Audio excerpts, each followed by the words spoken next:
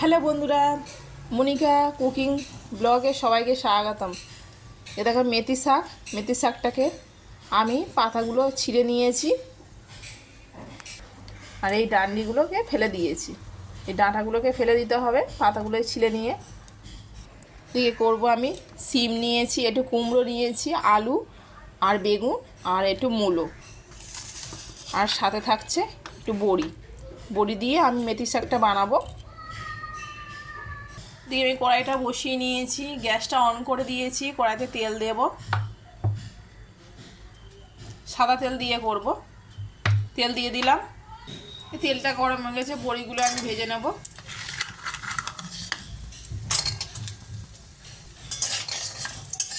বড়িগুলো আমি ভেজে নিলাম, দিয়ে দিলাম তেলে পাঁচ ফোড়ন দিয়ে দিলাম।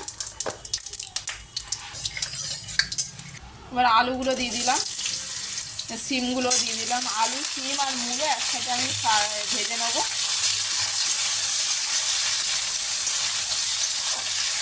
নুন দিয়ে একটু ভাজা করব, এগুলো ভাজা হোক, আমি মশলাটা ততক্ষণ করে নিই।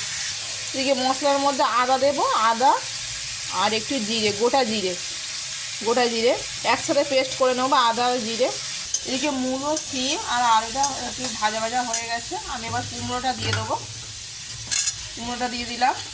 কুমড়োটা এর সাথে একটু ভাজা ভাজা করে নিতে হবে। এগুলো সব ভাজা হয়ে গেছে সবজিগুলো। আমি একটু আদা আর জিরে বাটা দিয়ে দিলাম। এবার এতে হলুদ দিয়ে দিলাম, একটু লঙ্কার গুঁড়ো দিয়ে দিলাম।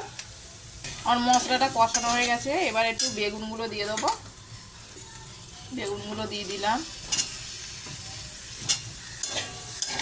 এবার মেথি শাকগুলো দিয়ে দিলাম,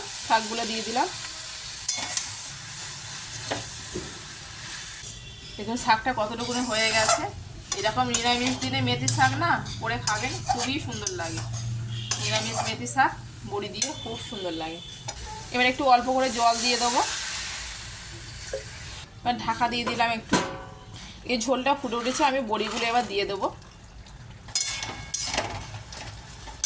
এই মেথি শাকটা আমার হয়ে গেছে, একটু মিষ্টি দিয়ে দিলাম। আমার হয়ে গেছে, এবার নামিয়ে নেব।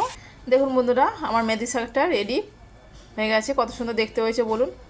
এইভাবে করে খাবেন নিরামিষ দিনে, খুবই সুন্দর লাগে। বড়ি দিয়ে এত সুন্দর লাগে খেতে।